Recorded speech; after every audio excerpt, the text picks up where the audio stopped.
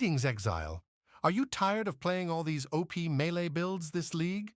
Do you miss the days when almost every melee build felt like a struggle, where you had to sink hundreds of divines just to make them playable? Well, if that sounds appealing, then I have the perfect build for you. A build that uses a skill so obscure that only a few brave fools have dared to try it. Let me show you what happens when a true master of bleed builds pushes the most garbage bleed skill to its absolute limit.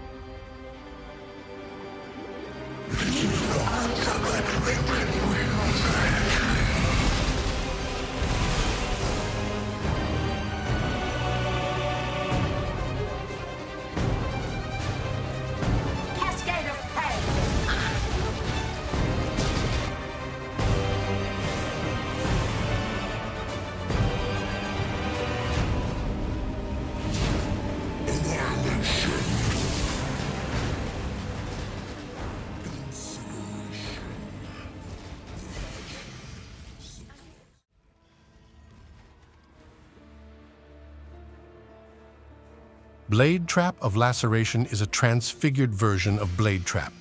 Unlike Blade Trap, it spins only once, has higher base attack damage scaling, and doesn't benefit from dual wielding. However, it has an increased chance to inflict bleeding and deals more damage with it. I picked Gladiator over typical Trapper classes like Trickster or Saboteur for a few reasons. It offers easy defense through block scaling, improves clear speed with bleed explosions, and makes crit capping easier with 20% more crit chance when wielding a dagger. Plus, Gladiator's damage scales exponentially well in longer boss fights. For damage scaling, the build revolves around the perfect Agony keystone, converting all critical strike multiplier into damage over time multiplier. I've managed to stack almost 900% critical strike multiplier.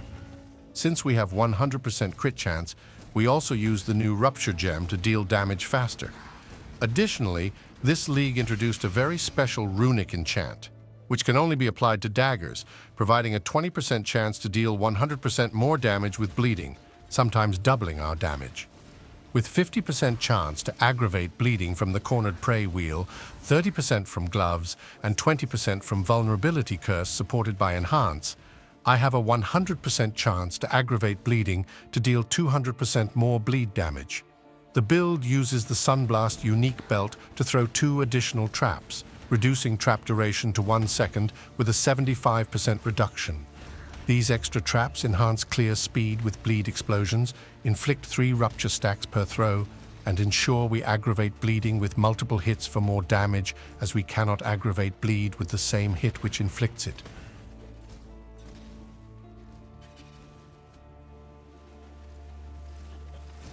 In our main hand, we've equipped a high physical demon dagger with a runic enchantment granting up to 20% chance to deal 100% more bleeding damage. This base is chosen for its highest base critical strike chance among daggers. For our offhand, we use a Shaper Influence Supreme Shield that allows rolling a Shaper modifier, which recovers a percentage of life on block. This base was picked for its evasion rating and energy shield. Although Energy Shield isn't a significant part of the build, it's essential to pair with Shield Mastery that grants critical strike multiplier per 10 maximum Energy Shield on equipped shield. As for the gems, we have Vulnerability linked to Enhance and Life Tap support in the dagger, Bear Trap, Precision, and Herald of Purity in the shield. Make sure Precision is at level 1, as it's only used to gain critical strike multiplier from Watcher's Eye. Our main 6-link is an Eater and Exarch-influenced Syndicate Garb, which allows us to roll implicits, which grant chance to block attack damage and increased effect of non-curse aura skills. As for the gems in it, we have Blade Trap of Laceration linked to Awaken Brutality, Awaken Deadly Ailments, Rupture, Volatility, and Trap and Mind support. Similarly, our Velour gloves are also Eater and Exarch-influenced, allowing us to roll implicits, which grant chance to aggravate bleeding and increased critical strike chance with attacks. As for the gems in them, we have Immortal Call linked to cast when damage taken, more duration, and life tap support. Make sure that Immortal Call is no higher than level 11, and cast when damage taken is no higher than level 9. Next, our velour boots are also Eater and Exarch influenced, allowing us to roll implicits which grant chance to avoid elemental ailments and increased action speed. For the gems in them, we have Summon Skitterbots, Pride, and Malevolence, all linked to Enlightened support.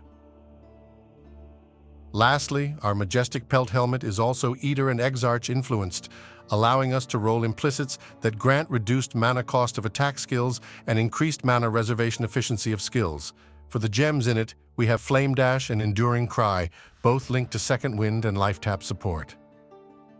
For the rest of the gear, we have the Sunblast unique belt with a corrupted implicit that grants all elemental resistances. For rings, we use two. One is a synthesized ring with an implicit that grants increased critical strike multiplier, and the other is Kalandra's Touch, which mirrors all the benefits of the synthesized ring. Lastly, we use a double enchanted amulet that grants the Throat Seeker and Assassination nodes. These amulets are extremely rare and only drop in Ravaged Blight maps. So if you can't find something similar, I recommend using a Strangle Gasp unique amulet instead, which can be enchanted up to 4 times. For our flasks, we use an Eternal Life Flask for life recovery, an Enduring Mana Flask to ensure constant mana regeneration, a Quicksilver Flask for increased movement speed, a Blood Sap Tincture to boost bleeding damage, and an Amethyst Flask to provide poison immunity. For this build, we're using 3 8-passive large cluster jewels. Each jewel provides Master the Fundamentals and Battle Hardened, along with an additional large passive node, which we skip as its only purpose is to help us access the 2 main passive nodes and the jewel sockets we need. In terms of unique jewels, we use a Flesh and Flame combo to allocate War of Attrition from Gladiator, granting up to 100% more damage in prolonged boss fights. We also use a Watcher's Eye that boosts physical damage with Pride and increases critical strike multiplier with Precision. Lastly, a Light of Meaning jewel which grants increased physical damage is socketed near Frenetic. The remaining jewels are rare ones, each providing increased critical strike multiplier with one-handed melee weapons, global critical strike multiplier, and increased damage with bleeding. If global critical strike multiplier is unavailable, you can opt for increased damage over time instead. For masteries, we take Critical Strike Multiplier as Shield Mastery, Increased Maximum Life as Life Mastery, Increased Critical Strike Chance against Bleeding Enemies as Bleeding Mastery, Increased Critical Strike Multiplier against Unique Enemies as Critical Mastery, Increased Mana Reservation Efficiency of Skills as Mana Mastery, Increased Spell Suppression as Evasion Mastery, Gain Flask Charges every 3 seconds as Flask Mastery. For keystones, we take Versatile Combatant and Perfect Agony. Avoid picking Perfect Agony until you have at least 50% critical strike chance, or you won't deal any significant damage. Optionally, you can take the Wind Dancer Keystone, though it may affect your defense either positively or negatively. For Ascendancy, we start with Gratuitous Violence after completing the normal labyrinth to enhance clear speed through bleed explosions. Next, we take Determined Survivor upon finishing the Cruel Labyrinth, setting our base block chance to 50% with a shield, which significantly boosts our defenses. Following that, we take More Than Skill after completing the Merciless Labyrinth, providing us with lucky block chance if we have blocked recently. Finally, after the Uber Labyrinth, we take Weapon Master, granting us 20% more critical strike chance while wielding a dagger. For Pantheon, we select Soul of Arakali as our major god and Soul of Ralakesh as our minor god. If you enjoy our content, please consider subscribing. For frequent updates, you can also join our Discord server. Before this league wraps up, I have one more build to share with you all. This one's based on a skill that may have gone from 0 to absolute hero. So stay tuned for one final build before the league ends. As always, thanks for watching.